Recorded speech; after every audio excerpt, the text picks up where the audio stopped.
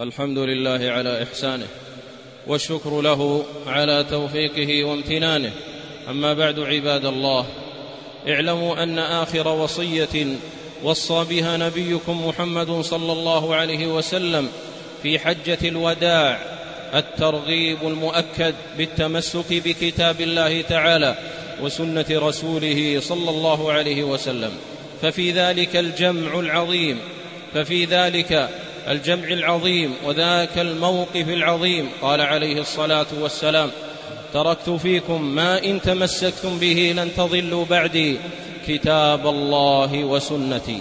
فيا أهل هذه البلدة الطيبة، يا بلاد الحرمين، احمدوا الله جل وعلا واشكروه، فبلادكم تنتشر فيها حلقات القرآن العظيم، ويشجع فيها الحفظة على حفظ كلام الله جل وعلا، سواء كانوا من الداخل أو من الخارج، وذلك منذ قرابة 50 سنة، وجمعيات تحفيظ القرآن الكريم ولله الحمد والمنة تعنى بذلك، ويصرف لها من الدولة ميزانية مستقلة بذلك. وها هو المصحف الشريف يطبع أحسن طباعة في بلادكم، وها هي مدارس تحفيظ القرآن الكريم تنتشر في بلادكم، وها هم يا عباد الله أئمة الحرمين الشريفين يتقدمون الناس، وذلك نتيجة لهذه العناية. وها هم أئمة مساجدكم في رمضان يتقدمون الناس في الداخل ويتقدمونهم في الخارج، يؤمونهم في خارج هذه البلاد، وذلك لعناية هذه البلاد وملوكها وأمرائها وعلمائها بهذا الكتاب العظيم. فاحمدوا الله جل وعلا بأنكم أصبحتم بنعمة هذا القرآن شامة على العالم كله. وها هم علماؤكم وملوككم ووزراؤكم وأمراؤكم وأطباؤكم ومهندسيكم يتقدمون الناس في تعليمهم بسبب هذا الكتاب العظيم. واعلموا يا عباد الله أن بلادكم هذه ما أمنت بعد الله سبحانه وتعالى، ما أمنت فيها السبل إلا بتحكيم هذا القرآن العظيم وبتلاوته والقيام به حق قيام، وما أنتم فيه من رغد العيش إلا بسبب تحكيم هذا الكتاب العظيم.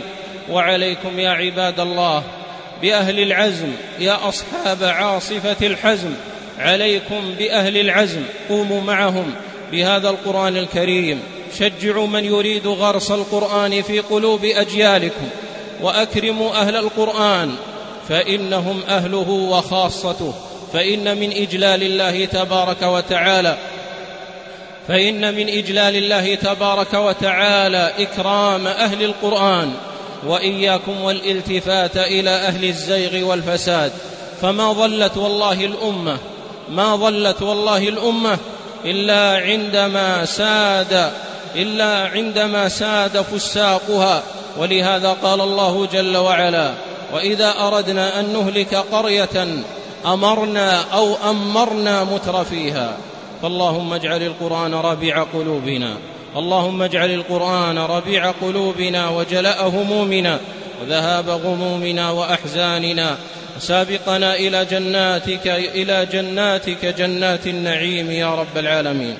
اللهم اجعلنا ممن يقيم حدوده وحروفه، ولا تجعلنا ممن يقيم حروفه ويضيع حدوده يا رب العالمين. اللهم أعز الإسلام والمسلمين، اللهم أعز الإسلام والمسلمين، اللهم أعز الإسلام والمسلمين، اللهم أعز دينك وكتابك وسنة نبيك محمد صلى الله عليه وسلم وعبادك الصالحين. اللهم وأبرم لهذه الأمة أمر رشد يعز فيها أهل الطاعة ويهدى فيه أهل المعصية، ويؤمر فيه بالمعروف وينهى فيه عن المنكر يا سميع الدعاء. اللهم آمنا في أوطاننا وأصلح أئمتنا وولاة أمورنا، واجعل ولايتنا في من خافك واتقاك واتبع رضاك يا رب العالمين. اللهم أصلح من وليته الله أمرنا من العلماء والحكام يا رب العالمين. اللهم أصلح الراعي والرعية، اللهم أصلح الراعي والرعية، اللهم أصلح الراعي والرعية، اللهم خذ بنواصيهم للبر والتقوى يا رب العالمين. اللهم واجعلهم رحمة على رعاياهم يا رب العالمين. اللهم وفقهم لكل خير يا رب العالمين، وجنبهم كل شر يا رب العالمين.